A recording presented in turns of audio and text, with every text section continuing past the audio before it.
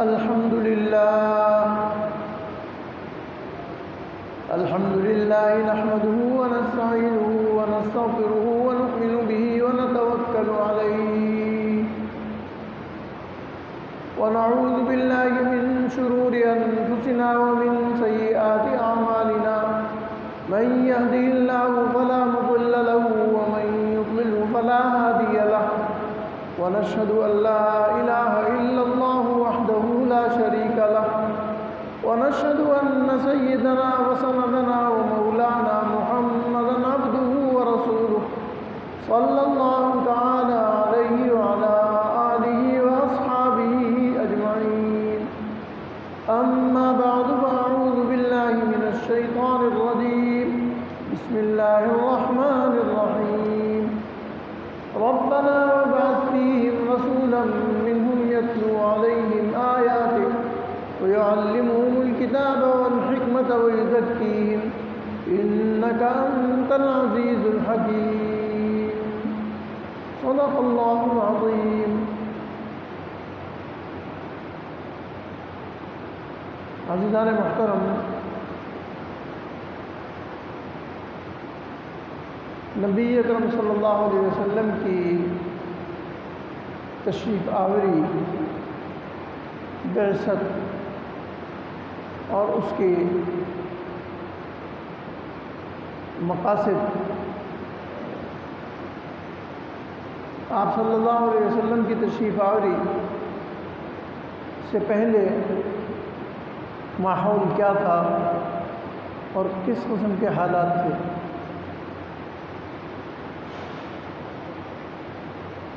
نبی اکرم صلی اللہ علیہ وسلم سے پہلے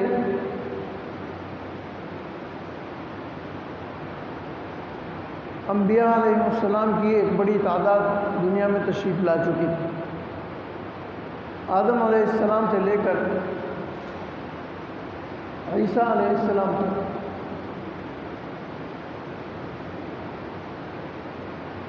اور عیسیٰ علیہ السلام کے بعد نبی اکرم تشریف لائے.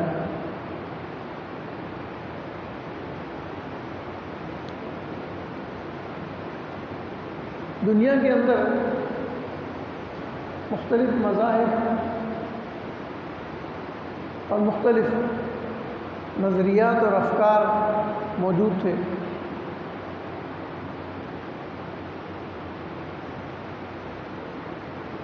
موسیٰ علیہ السلام کی نبوت اور موسیٰ علیہ السلام کے پیروکار دنیا میں موجود تھے.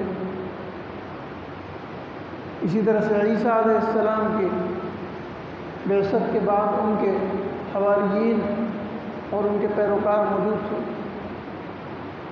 لیکن یہ سب حضرات اپنے اصل مذہب سے ہٹ چکے تھے. کہ موسیٰ علیہ السلام جو پیغام لائے تھے اور جو احکامات انہوں نے دیے تھے، ان کی قوم بنی اسرائیل ان نظریات اور افکار سے ہٹ گئی تھی. اسی طرح سے عیسیٰ علیہ السلام نے نبوت کے بعد جن چیزوں کی دعوت دی، ان کے پیروکار اس دعوت سے منحرف ہو گئے تھے. مذاہب کا ایک مخلوق نظام دنیا میں چل رہا تھا. کچھ لوگ بقیہ موسیٰ علیہ السلام کے کچھ افکار کو لے کر، کچھ عیسیٰ علیہ السلام کے افکار کو لے کر ایک مخلوط سا مذہب بنا کر رہتے تھے. اسی طرح سے کچھ لامذہب لوگ تھے، کچھ مشرکین تھے، کفار تھے.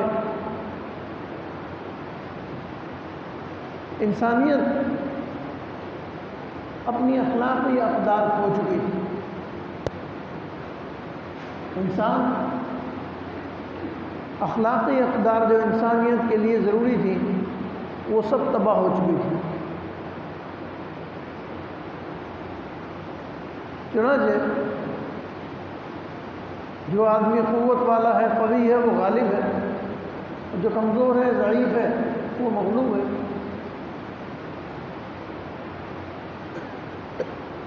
اور اسی طرح سے عورت مغلوب تھی اور اس کی قسمت کا فیصلہ قوی اور طاقتور لوگوں کے ہاتھ میں تھا۔ اسی طرح سے انسانیت میں غلام اور باندیوں کا استحصالی نظام قائم تھا۔ ان سب حالات کے اندر اللہ تعالیٰ نے نبی اکرم صلی اللہ علیہ وسلم کو مبعوث فرمایا۔ نبی اکرم صلی اللہ علیہ وسلم کی بعثت سے قبل ابراہیم علیہ السلام نے یہ دعا کی جو میں نے آپ کے سامنے تلاوت کی۔ ابراہیم علیہ السلام نے آپ کی تشریف آوری کے لیے دعا کی، ربنا وابعث فیہم رسولا، ایک رسول ان کے اندر بھیجیے، یتلو علیہم آیاتک، جو آپ کے آیات پڑھ پڑھ کر سنائے، تلاوت کرے، یتلو علیہم آیاتک ویعلمہم الکتاب والحکمت ویزکیہم، جو ان کو کتاب کی تعلیم دے اور حکمت اور دانائی سکھائے اور ان کے نفوس کا تزکیہ کرے۔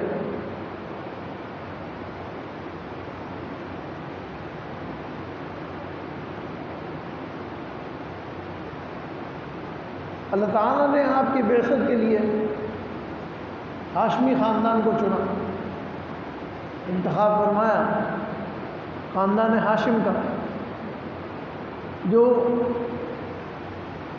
مکے کے خاندانوں میں سب سے افضل خاندان تھا، اعلیٰ ترین خاندان تھا۔ اس میں سے انتخاب فرمایا خاندان عبد المطلب کا۔ عبد المطلب کے صاحبزادے عبداللہ، آپ نے عبداللہ کا انتخاب فرمایا اور عبداللہ کے بیٹے نبی اکرم صلی اللہ علیہ وسلم دنیا میں تشریف لائے۔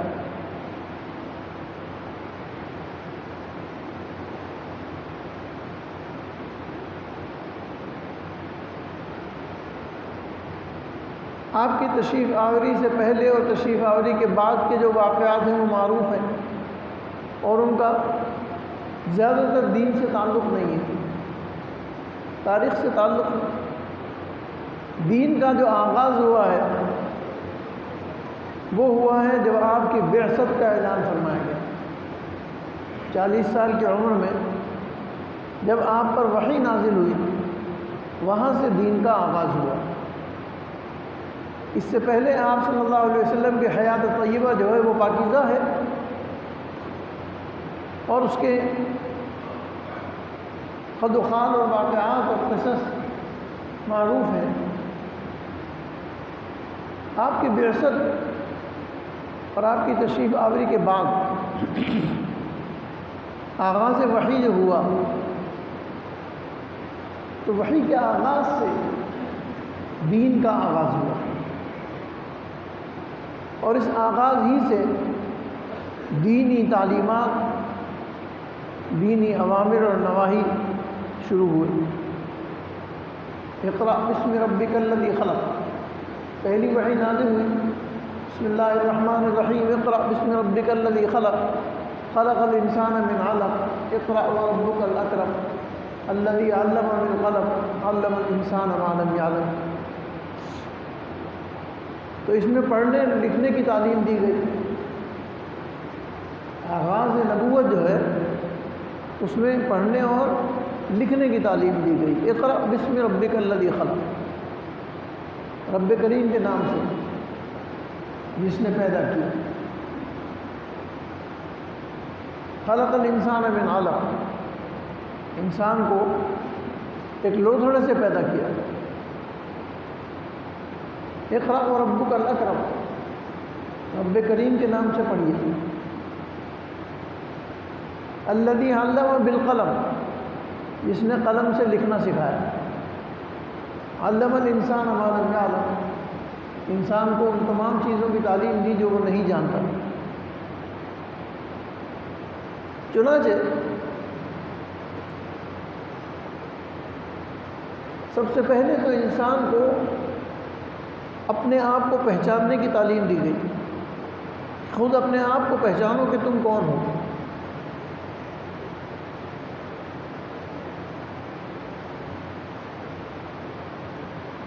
اللہ نے کیسے پیدا کیا ہے، کس شکل و صورت میں پیدا کیا ہے، کن صفات سے مالا مال کیا ہے. الذی خلقک فسواک فعدلک فی ای صورت ما شاء رکبک.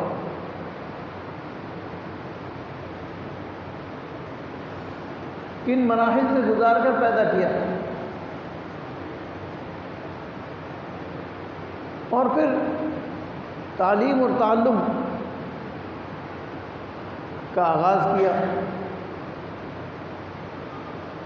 تو انسان کو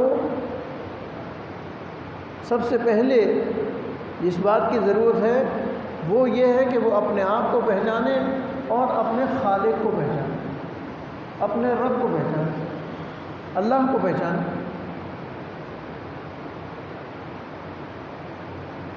اور جس نے اپنے آپ کو پہچان لیا اس نے اپنے رب کو پہچان لیا. من عرف نفسہ فقد عرف ربہ. اپنے رب کو پہچانے. رب کون ہے؟ جس نے پیدا کیا،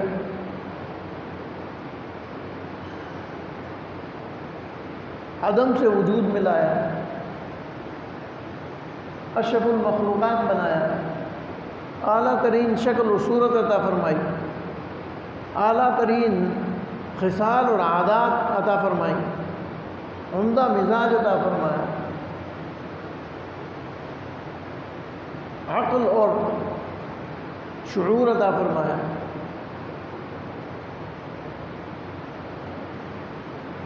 الذی خلقک، وہ ذات جس نے پیدا کیا. الرحمن علم القرآن خلق الانسان علمہ البیان. انسان کو پیدا کیا اور انسان کو نعمت بیان عطا فرمائی، علمہ البیان. حیوانات دنیا کے اندر بہت ہیں اور انسان کی شکل اور انسان کی شکل سے ملتے جلتے بھی ہیں. انسان سے خوبصورت بھی نظر آتے ہیں بظاہر. بظاہر دیکھنے میں شکل و صورت کے اعتبار سے بہت خوبصورت سے خوبصورت مخلوقات ہیں اللہ کی. لیکن جو انسان ہے، جو انسان کی عادات اور اخلاق ہیں، وہ دوسری کسی مخلوق کی نہیں ہے. اس کو اشرف المخلوقات بنا. تو یہ اپنے آپ کو پہچانے، اپنی ذمہ داریوں کو پہچانے.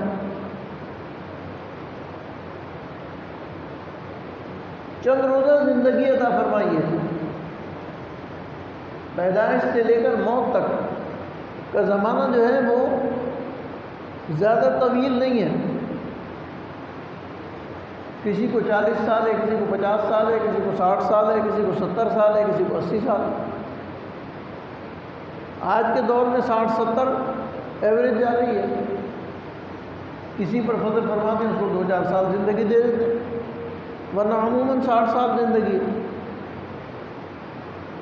اس سے کم میں بھی لوگ جا رہے ہیں.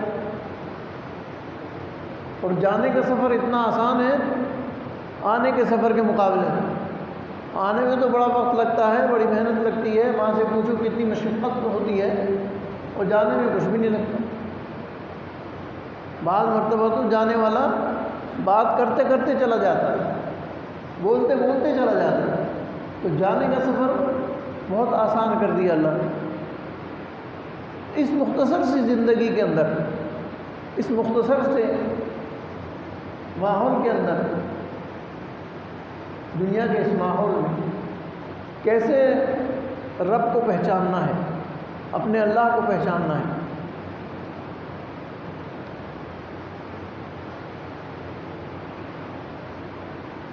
اللہ کی صفات سے اس کو پہچانا جاتا ہے. صفات الہیہ. پہلی صفت صفت تخلیق ہے، خلق ہے. وفی انفسکم افلا تبصرون. تم اپنے اندر غور کرو، کیا تمہیں نظر نہیں آتا؟ ایک ایک عضو پر اگر غور کریں تو اس کی تخلیق حیران کن ہے۔ انسان کے ان ہاتھوں کو اگر غور کریں، دنیا میں سینکڑوں ہزاروں جانور موجود ہیں، کسی کے ہاتھ ایسے ہیں، اس جیسے ہاتھ کسی کے نہیں۔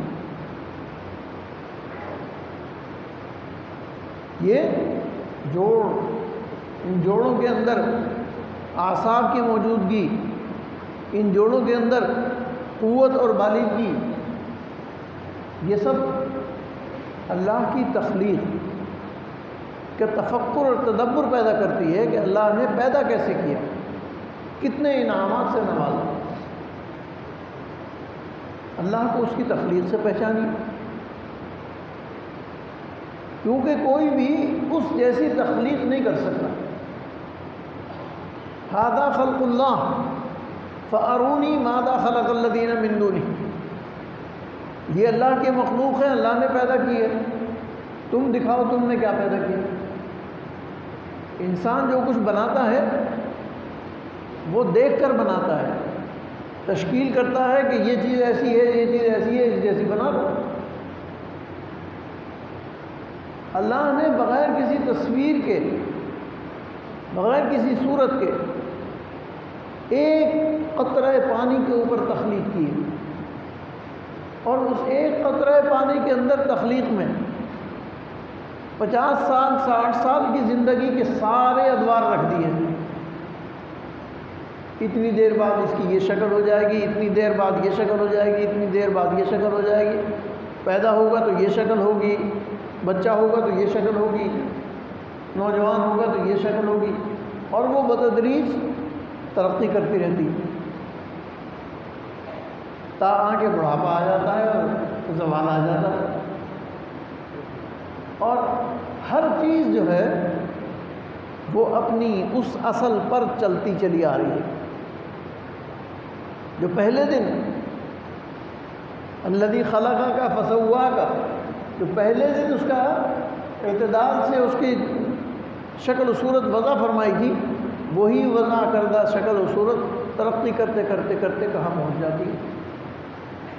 علمی ترقی بھی ہوتی ہے، عملی ترقی بھی ہوتی ہے، جسمانی ترقی بھی ہوتی ہے، قوت کی ترقی بھی ہوتی ہے، ساری چیزیں جو ہے وہ بتدریج بڑھتی جاتی ہیں۔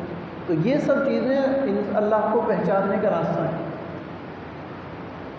کہ وہ اللہ جس نے ہمیں پیدا کیا، یہ ہمیں نعمت عطا فرمائی، پھر ہم اس کے سامنے کیسے سرب سجود ہوں، کیسے اس کے سامنے جھکیں، کیسے اس کی عبادت کریں۔ اس خالق کائنات کا تصور ظاہر ہے کسی انسانی شکل کا تصور نہیں کر سکتے، کسی ہیئت کا تصور نہیں کر سکتے۔ آپ جیسے عام طور پر دوسرے مذاہب نے مختلف چیزوں کی شکلیں بنا دی ہیں، کسی نے عورت کی شکل بنائی ہے، اس کے 12 ہاتھ بنا دیے، وہی سمجھتے ہیں کہ یہی خالق ہے۔ کسی نے مرد کی شکل بنا دی ہے، اس کی مختلف صورتیں بنا دی، بت بنائے ہیں۔ اسلام جو ہے وہ یہ تصور نہیں دیتا کہ آپ کسی ایسی حیت کا تصور کریں،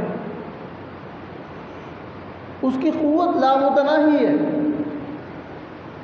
اس کی قوت لامتناہی ہے، 4 5 10 ہاتھوں کے اندر اس کی قوت محدود نہیں کی جا سکتی۔ یہ نہیں کیا جا سکتا کہ آپ اس کی شکل سامنے تصور کر کے اور اس میں 10 ہاتھ یا 20 ہاتھ، یا آپ اپنی فکر اور سوچ سے کہیں ماوراء اس کو تصور کیجیے۔ خالق کائنات، پھر اس کا دیکھا جانا ضروری نہیں ہے۔ بہت سی چیزیں دنیا کے اندر ایسی ہیں جو نہیں دیکھتے آپ اور مانتے ہیں۔ آپ بہت سی چیزیں دنیا میں ایسی ہیں کہ جن کو آپ مانتے ہیں کہ ہیں، کسی نے دیکھا نہیں دیکھا۔ ایک مثال دے دوں، آپ کے جسم میں گردش کرنے والی ایک قوت کا نام ہے روح۔ یہ روح کسی نے دیکھی ہے؟ کسی نے نہیں دیکھی۔ اس روح کا کوئی تصور کسی کے ذہن میں ہے؟ کوئی تصور نہیں۔ اس روح کا کوئی جسم ہے؟ کوئی جسم نہیں۔ اس روح کا کوئی رنگ ہے؟ کوئی رنگ نہیں۔ اگر آپ اپنے اندر غور اور تدبر کریں، تفکر کریں، یہ روح دل میں ہے؟ جی ہاں ہے۔ دماغ میں ہے؟ جی ہاں ہے۔ ہاتھ میں ہے۔ بال میں ہے۔ ہر جسم کے عضو میں موجود ہے۔ یہ ہر جگہ، ہر وقت، ہر آن میں موجود ہے۔ جب سر میں ہے تو پیر میں ہے؟ پیر میں بھی ہے۔ جب آنکھ میں ہے تو زبان پہ ہے؟ آنکھ میں بھی ہے اور زبان میں بھی ہے۔ یہ روح ایک ہی وقت میں جسم کے ہر کونے میں، ہر بال میں، ہر ذرے میں موجود ہے اور نظر نہیں آتی۔ ایمان سب کا ہے نہیں۔ دنیا کا کوئی آدمی ایسا نہیں ہے جو روح کے وجود سے انکار کر دے۔ روح کا وجود منکرین اسلام اور منکرین اور کفار اور مشرکین وہ بھی مانتے ہیں کہ روح موجود ہے۔ جاپان میں ایک یونیورسٹی میں لیکچر تھا، نوجوان طلبہ تھے، انہوں نے سوال کیا کہ خدا کو عقل سے ثابت کریں۔ تو میں نے کہا اپنے اندر غور کر لو، خدا موجود ہے۔ تم اپنی روح پہ غور کرو، نہ روح کا رنگ ہے، نہ اس کی شکل ہے، نہ اس کا کوئی جسم ہے، جی نہ اس کی کوئی وضع قطع ہے، ہر وقت ہر جگہ موجود ہے۔ تو جب ایک چھوٹی سی اللہ کی مخلوق روح ہر جگہ موجود ہے تو اس روح کا خالق ہر جگہ موجود نہیں ہے؟ جو اس روح کا خالق ہے، جو اس روح کا پیدا کرنے والا ہے، وَيَسْأَلُونَكَ عَنِ الرُّوحِ قُلِ الرُّوحُ مِنْ أَمْرِ رَبِّي، پوچھتے ہیں کہ روح کیا ہے؟ فرمائیے روح امر ربی ہے۔ وہ امر ربی آپ کے جسم میں سرایت کیا ہوا ہے، بغیر کسی رنگ کے، بغیر کسی جسم کے، بغیر کسی جگہ کے، محل کے، ہر جگہ موجود ہے۔ تو جب ہر جگہ روح موجود ہو سکتی ہے تو اللہ موجود نہیں ہو سکتا؟ ہر جگہ آپ کی روح تو آپ کے جسم میں سارے جگہ موجود ہے۔ آپ کا جسم ایک کائنات ہے، یہ چھوٹی سی کائنات ہے۔ اس کائنات کے اندر اس کے پہاڑ بھی ہیں، اندر اس کے نہریں بھی چل رہی ہیں، کوئی خون کی نہر چل رہی ہے، کوئی پانی کی نہر چل رہی ہے، اس کے اندر مختلف ذخائر موجود ہیں۔ ان ذخائر میں یہ روح گردش کرتی ہے کہ نہیں؟ اسی طرح اس کائنات کی روح اللہ ہے۔ اس کائنات کی روح اللہ ہے، اور وہ اللہ اس کائنات کے ہر مقام پر، ہر جگہ، ہر شخص میں موجود ہے، اور فی وقت واحد، فی آن واحد موجود ہے۔ ایک ہی وقت میں یہاں بھی موجود ہے، مکے میں بھی موجود ہے، مدینے میں بھی موجود ہے، ہر جگہ کائنات کے ہر ذرے میں موجود ہے، کائنات کے ہر مقام پر موجود ہے، اور اس کے وجود کو کوئی چیلنج نہیں کر سکتا۔ یقیناً اللہ کا وجود جو ہے وہ ابدی ہے، ہمیشہ ہمیشہ سے ہے، ہمیشہ ہمیشہ رہے گا، کسی وقت کا محتاج نہیں ہے کہ اس وقت میں ہے اور اس وقت میں نہیں ہے۔